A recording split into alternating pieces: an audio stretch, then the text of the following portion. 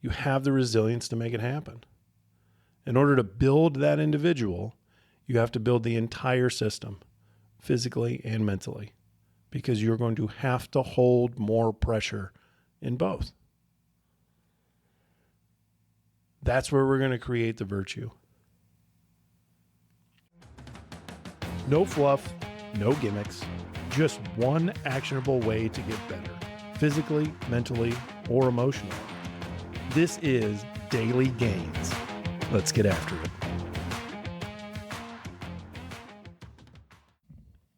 All right, welcome back to another episode of the Daily Gains. I want to talk about virtue. So, like you hear me say a lot of times, I think words are kind of bastardized nowadays because we use them in a bunch of different contexts that they're not originally built for.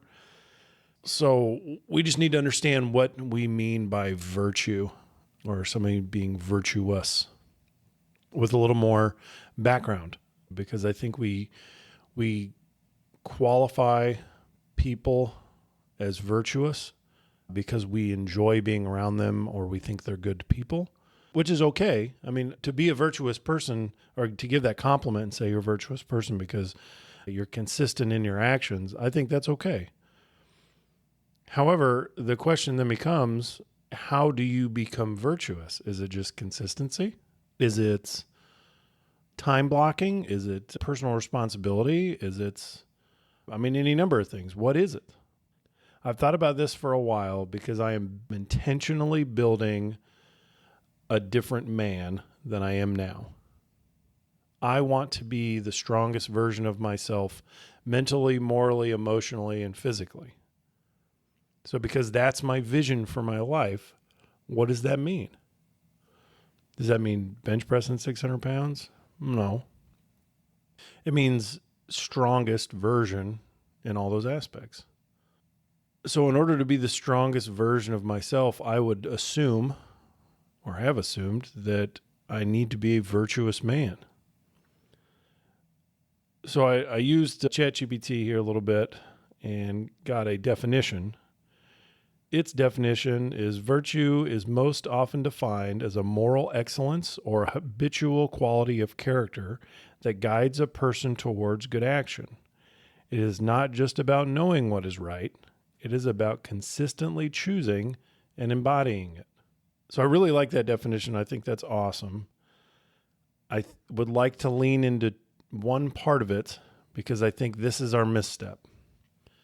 I think that we assume that because somebody is a good person, that they're virtuous, or they don't do bad things, therefore they have virtue.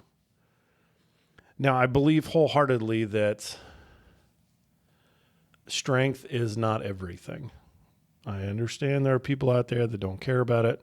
I understand that I'm kind of an anomaly when it comes to that game. That's just a large part of all things in my life is how strong am I physically, because I've seen it bleed over and help me in all other areas. So I understand the correlation between the two, so we're going to make that correlation. I think without an in-depth understanding of an individual's ability to perform physically, it is very hard to understand what virtue means.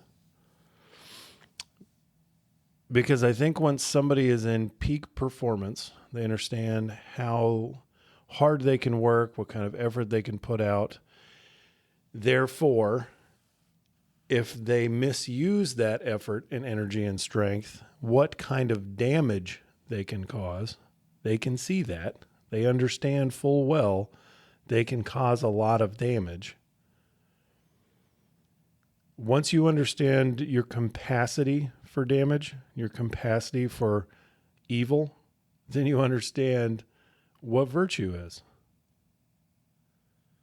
I think without the ability to perform well physically, you kind of lose sight of what virtue actually is.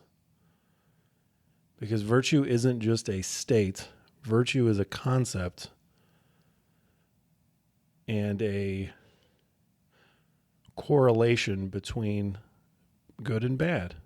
I choose to not do bad, even though I can. I choose to not harm people, even though I'm physically capable of harming people. I choose to not lie, even though I'm capable of lying. I choose to not play the gray area when I'm negotiating because I don't think that's a good thing to do. The choices you make habitually, we're not just talking about going to the gym. We're not just talking about doing the job tasks that you're given at work. We're talking about like what you're not choosing. What tasks are you avoiding? What are you staying away from because you know you will cause damage if you do? I think the only way to understand virtue is to, like I said, to understand the negative and the positive. You are virtuous if you can cause damage and choose not to. You are not virtuous.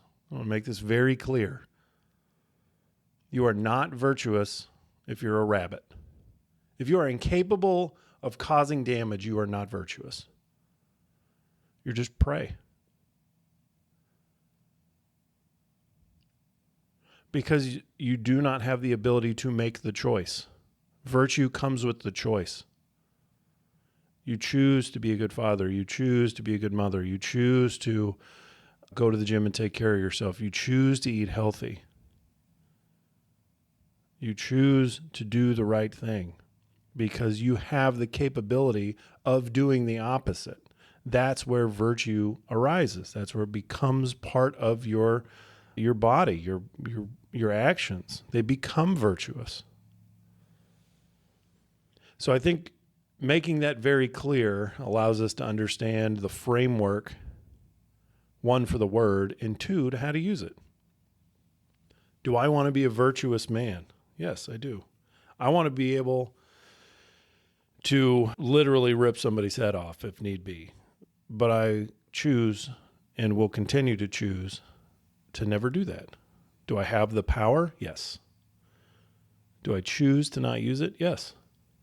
Therefore, it creates virtue. It's like when you look at a leader of a company, they could wreak absolute havoc on that company. The virtue comes in when they choose to do the right thing, even though it might cost them a little bit, or it might be a little bit harder, or it might challenge them. They choose to be virtuous by extending grace and time past what they technically have to. You could be a murderous boss. You could just be a pile driver, bulldozing everybody around you, forcing them to do what you want to do because you have the power. That makes you a tyrant. That doesn't make you virtuous.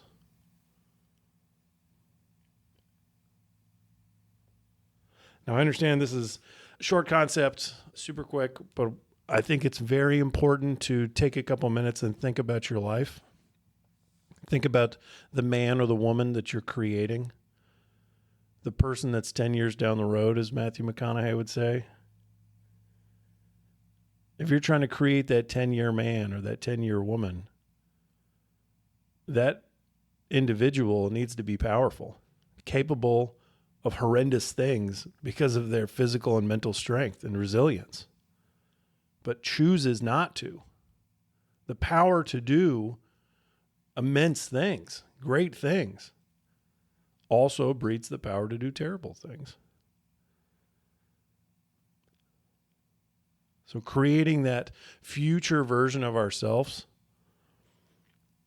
we need to understand that we have to build the most formidable version of ourselves, the one that holds strong in the storm, the one that cannot be rocked, cannot be moved, cannot be pushed over.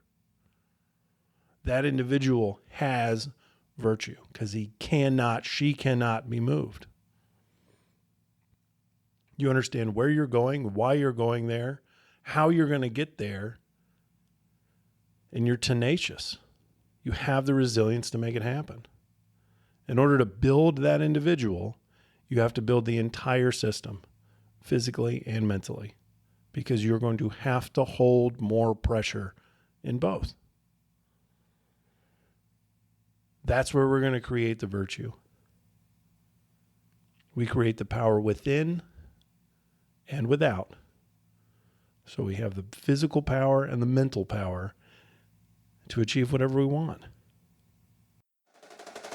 We all face obstacles: burnout, self-doubt, fear of failure.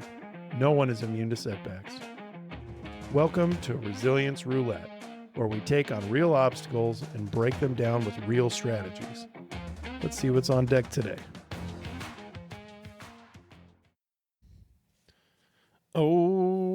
Righty. Time for some Resilience Roulette. All right, so let's spin the wheel. With the fake wheel spinning sound. All right, looks like we landed on lack of clear goals. All right, this one's easy. If you don't have clear goals, you've already arrived. You're already there. One question I ask my coaching clients is, what's the purpose of coaching? What are you looking for? Where do you want to go? How do you want to get there? And one question, or one answer I get to that question that's pretty regular is, I want to make more money. I want to be more successful. So what do? I take $1 out of my wallet and I give it to him. I said, there you go, man. You made more money. Are you happy? Well, of course not. Because that's not the actual goal. The actual goal is not to make more money. Clear goals are a part of a vision. Who do you want to be? What do you want to build? What do you want your life to turn out like in the end? What are you building collectively each day with your activity? Goals are just mile markers on the way up that mountain. So it's really hard to have clear, defined, useful, measurable goals if you don't have a vision. So first off, we need to establish where we're going, why we're going there, and what's the point? What's the why? Then we can reverse engineer that back down to where we are currently. We actually did an episode about this a while back. So if you're interested in the whole process, you can, I think it's the vision and goal setting episode, but establish a clear vision, then you can reverse engineer that vision back to where you are now and put measurable steps out in front of you. So then you have clear goals. So the goal isn't, I want to make more money. The goal is, by the end of this quarter, I want to make X amount more than I did last year in this quarter. So by the end of next quarter, I make this much more. By the end of the third quarter, I make this much more. By the end of the year, I make this much more. Then you have clear, defined, measurable, and repeatable goals. So usually the lack of clear goals is just a lack of vision. Feel free to reach out. I'd love to hash this out with you. This is one of my favorite topics to go over. I look forward to hearing from you, and keep kicking ass. If today's episode challenged the way you think about resilience, we want to hear about it. Connect with us on social media at Odyssey Resilience. Let's keep the conversation going. Keep pushing forward and getting 1% better. See you next time.